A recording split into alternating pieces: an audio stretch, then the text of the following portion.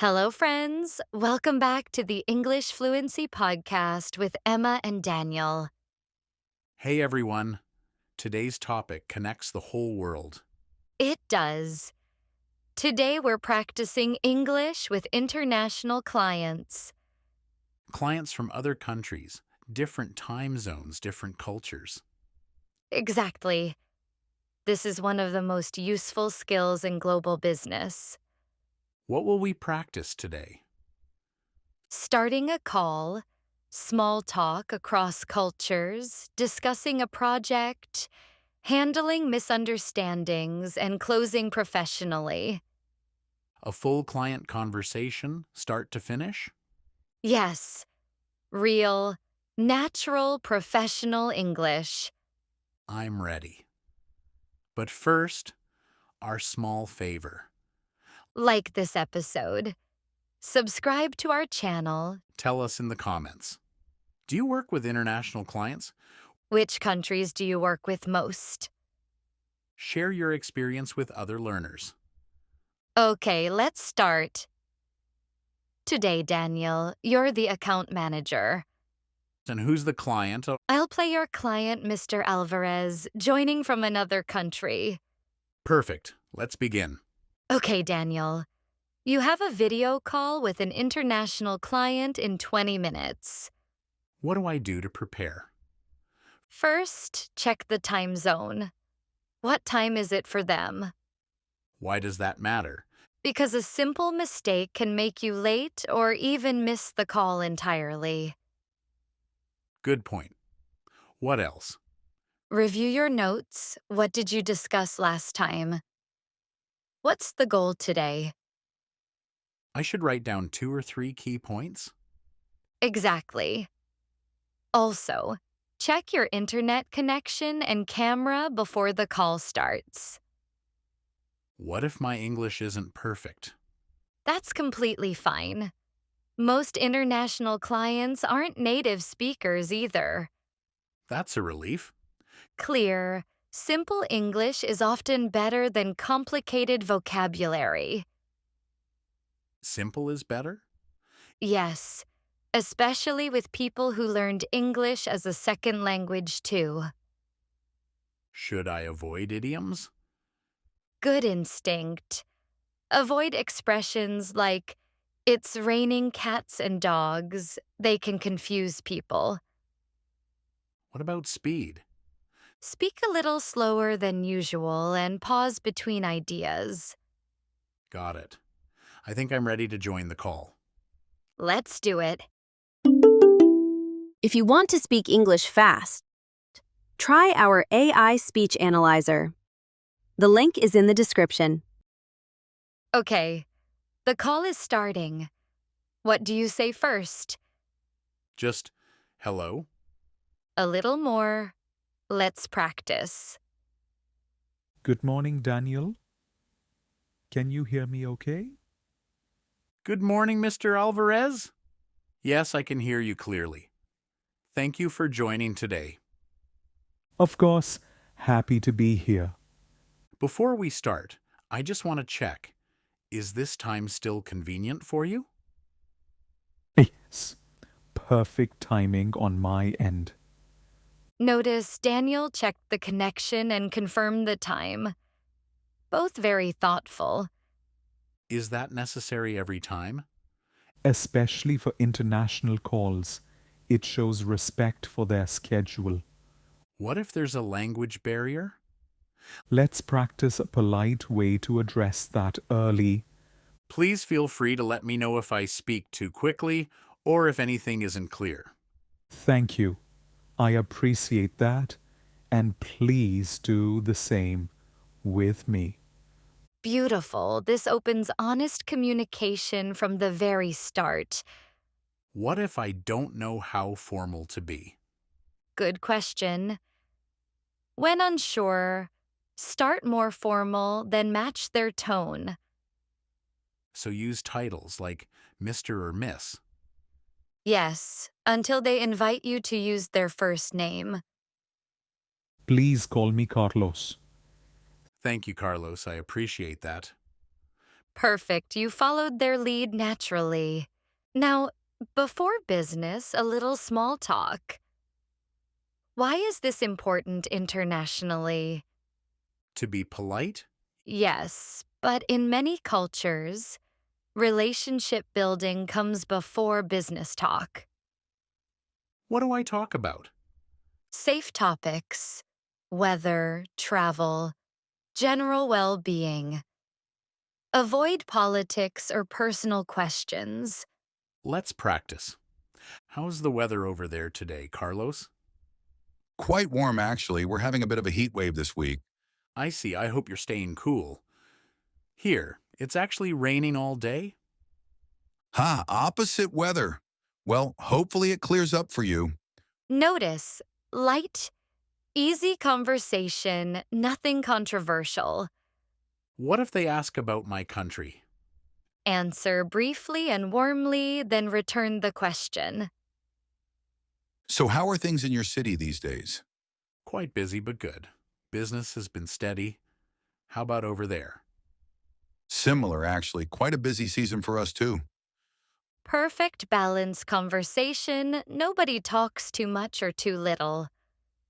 How long should small talk last? Usually just 2 or 3 minutes, then gently move to business. How do I transition? Let's practice that. Well, it's great catching up, Carlos. Should we get started with today's agenda? Absolutely. Let's dive in. Perfect transition, warm, then professional. If you want to speak English fluently, you can join our English course using the link in the description. Now, the main business conversation, let's discuss a project update. How do I start? Clearly state the purpose of the discussion. Let's practice.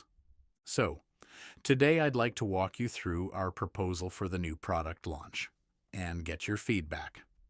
Sounds great. Please go ahead. We're proposing a 3-month timeline, starting with market research, followed by design, and then a soft launch in your region. That timeline works well for us. What about the budget? The estimated budget is $50,000, covering research, design, and initial marketing. That's reasonable. Can we discuss possibly extending the marketing phase? Absolutely, that's a fair request. Let's look at extending it by 2 additional weeks. That would be very helpful for our local market. Notice Daniel used clear numbers and timelines and stayed flexible to feedback.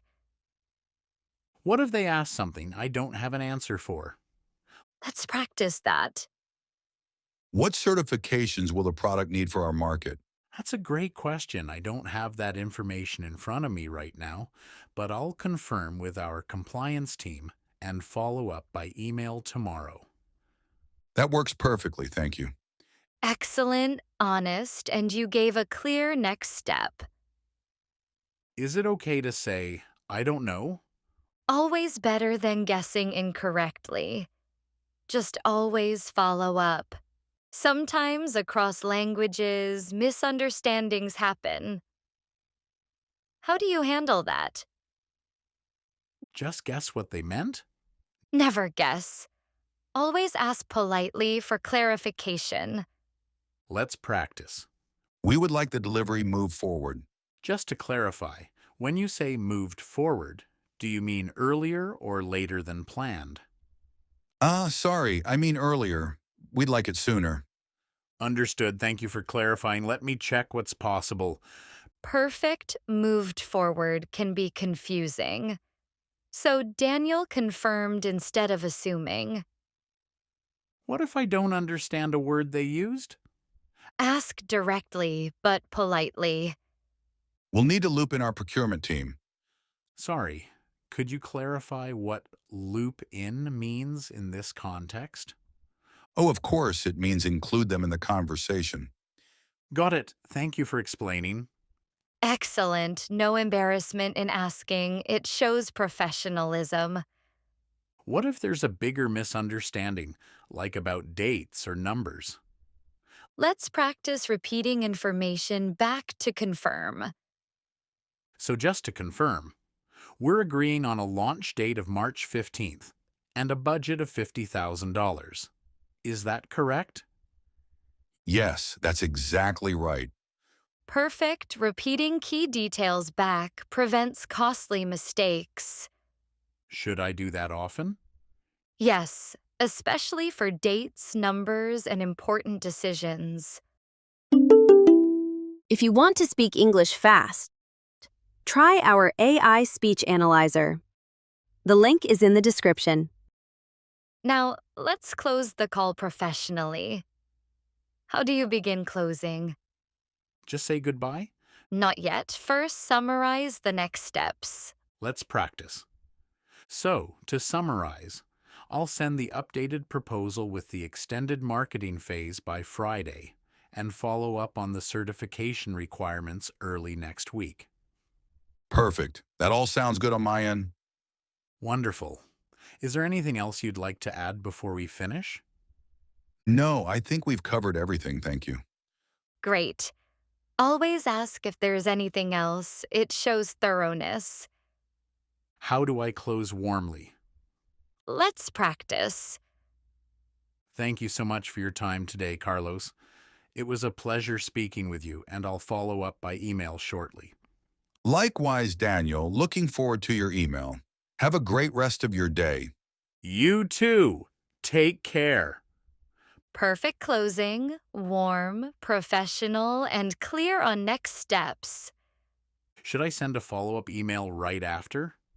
Yes, ideally within a few hours while everything is still fresh. What should it include? A short summary of what was discussed and the agreed next steps. I feel ready to work with clients anywhere in the world now. That's exactly the goal. If you want to speak English fluently, you can join our English course using the link in the description. Let's do our vocabulary section. Daniel. Important words for international business? Exactly. Word 1, time zone. The region's local time. For example, please check the time zone before scheduling. Next? Rapport. A friendly, trusting relationship. For example, we built good rapport during the call. Next? Clarify. To make something clearer, for example, could you clarify what you meant? Next? Loop in. To include someone in a conversation, for example, let's loop in the design team. Next? Proposal. A formal suggestion or plan. For example, we sent our proposal for review. Daniel. Next? Timeline. A schedule showing when things will happen. For example, the timeline is 3 months. Next? Follow up. To continue communication after a meeting. For example, I'll follow up by email. Last? Compliance. Following rules and regulations. For example, our compliance team will check the requirements. Now tips? Yes. Tip 1. Always check time zones before scheduling. Tip 2. Speak clearly and avoid idioms with international clients. Emma. Tip 3. Allow time for small talk before business topics. Tip 4. Never guess when something is unclear. Always ask. Tip 5. Repeat back important numbers and dates to confirm. Tip 6. Match the client's level of formality. Emma. Tip 7. Be honest when you don't know something, then follow up. Tip 8. Summarize next steps clearly before ending a call. Tip 9. Send a follow-up email soon after the meeting. Tip 10. Stay patient and respectful with cultural differences. If you want to speak English fast, try our AI speech analyzer. The link is in the description. Daniel, what did we learn today? Everything about speaking with international clients, from preparation to follow-up. From greetings to closing the call professionally. Yes. And how to handle misunderstandings calmly. What's the most important message? Be clear, be patient, and always confirm understanding. Exactly. Our question for you, which countries do you work with? Tell us in the comments. What's your biggest challenge with international clients? Share your story with other learners. Please like this episode. Subscribe for more business English lessons. Share with a colleague who works with global clients. They'll thank you for it. Thank you for learning with us. Your English is getting better every day. This was the English Fluency Podcast. Until next time, speak with confidence wherever your clients are. You've got this. Bye, everyone. See you next week. Good luck with your next call. If you learned something new today, don't forget to subscribe to the channel.